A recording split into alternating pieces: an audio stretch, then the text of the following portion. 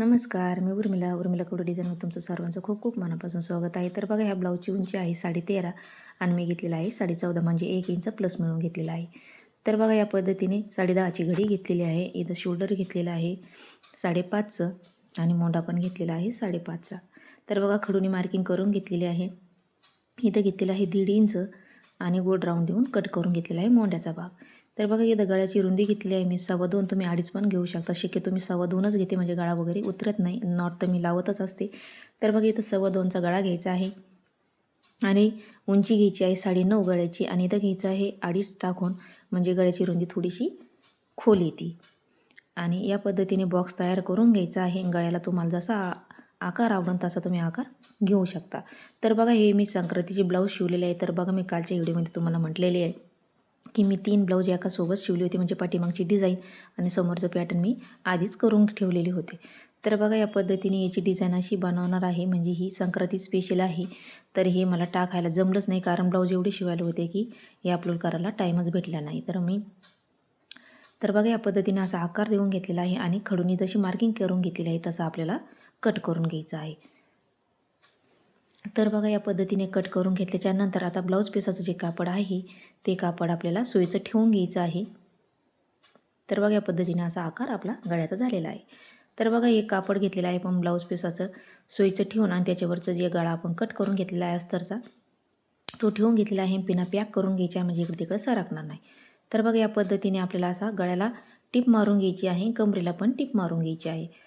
तर बघा, तिथं टोक आलेलं आहे, तिथं व्यवस्थित आपल्याला सुयाची खाली ठेवून घ्यायची आहे आणि मग टिप मारीत चालायचं आहे, म्हणजे व्यवस्थित गळ्याची किनार पण निघते.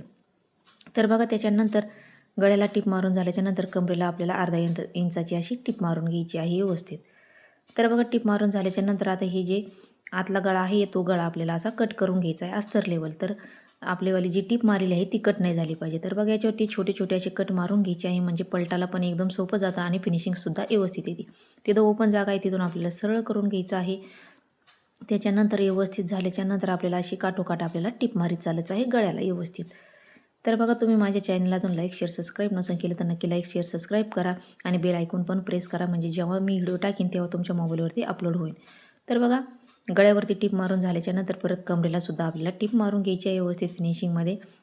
उलटं करून घ्यायचं आणि अस्तर लेवल आपल्याला अशी टिप मारून घ्यायची आहे हे सगळ्या बाजूने. तर बघा, त्याच्यानंतर व्यवस्थित अशी टिप मारून घ्यायची आहे या पद्धतीने आणि कमरेला पण आपल्याला परत एक अशी टिप मारून घ्यायची आहे अर्धा इंचावरती, म्हणजे व्यवस्थित फिनिशिंग येते. तर बघा, टिप मारून झाल्याच्यानंतर जे ब्लाऊज पीसाचं कापड आहे ते आपल्याला व्यवस्थित कट करून घ्यायचं आहे सगळ्या बाजूने. तर बघा, जेव्हा आपण कट करतो तेव्हा आपल्याला अर्धा इंच असं कापड जास्तीतच ठेवायचं असं, म्हणजे कमी जास्त पडायला नको त्याच्यामुळं. तर बघा, व्यवस्थित कट करून झाल्याच्यानंतर इथं घेतलेलं आहे मी हे थोडंसं काठ उरलेलं आहे 2.5 बाय 2.5चा आपल्याला असं कापड घ्यायचं आहे ना. या पद्धतीने आपल्याला असं फोल्ड करायचं आहे आणि इकडून असं घ्यायचं आहे. या पद्धतीने फोल्ड करायचं आहे आणि असं छोटंसं आपल्याला फूल बनवून घ्यायचं आहे या पद्धतीने. तर बघा, मी तुम्हाला दुसरं पण दाखवत आहे. या पद्धतीने आपल्याला असं फूल बनवून घ्यायचं आहे. तर बघा, छोटासा काठ उरला तर त्याच्यापासून आपण अशी ही डिझाईन बनवली आहे, कारण बाहीमधलं हे कापड थोडंसं उरलेलं आहे. तर बघा, व्यवस्थित धागे वगैरे कट करून घ्यायचे ना आपल्याला अजून असेच करून घ्यायचे आहे. तर बघा, मी भरपूर असे करून घेतलेले आहे. जेवढे लागेल तेवढे तुम्ही थोडेसे जास्त केले तरी पण चालेल, म्हणजे कमी पडायला नको जोडायच्या वेळेस. तर बघा, जो असा खालचा गळा आहे तिथं आपल्याला असे एकाला एक असे चिटकून अशी टीप मारीत चालायचं आहे एकदम व्यवस्थित. तर बघा, एक आड आपल्याला असे लावत चालायचे आहे. हे फुल जे बनवलेले आहे ते एकदम खिटून. तर बघा, व्यवस्थित असे आपण आता ही जोडीत चालूया. तर बघा, या चॅनलवरती मी खूप सुंदर अशा लेस डिझाईन टाकलेल्या आहे, पॅच डिझाईन टाकलेल्या आहे, बाई डिझाईन पण टाकलेलं आहे, कटिंग पण टाकलेली आहे, बोटनेकची 1 टकची 4 टकची पण कटिंग टाकलेली आहे. ती पण तुम्ही नक्की बघा. अगदी सोप्या पद्धतीत सांगत असते मी, समजून असं या पद्धतीने सांगत असते मी, तर नक्की बघा. तर बघा, पूर्ण याच्यावरती टिप मारून झाल्याच्या नंतर आता धागे वगैरे कट करून घ्यायचे आहे आणि उलटं करून जे कापड बाहेर आलेलं आहे ते व्यवस्थित असं आपल्याला कट करायचं आहे. तर बघा, आपलं ब्लाऊज कट नाही झालं पाहिजे याची आपल्याला काळजी घ्यायची आहे.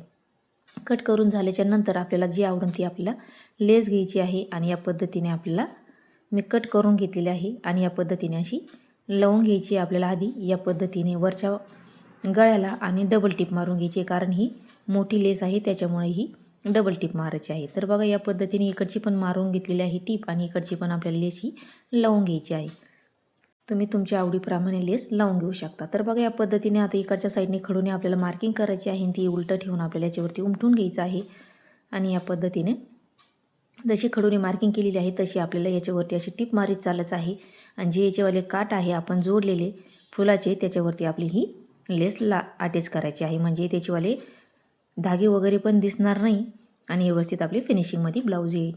तर बघा या पद्धतीने याच्यावरती डबल टिप मारून घ्यायची आहे. आपल्याला व्यवस्थित धागे वगैरे कट करून घ्यायचे आहे.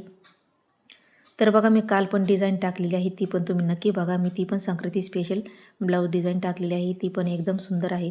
तर बघा पाठीमागचे जे टक्स आहे ते असे या पद्धतीने आपल्याला असे पाठीमागून मारून घ्यायचे आहे.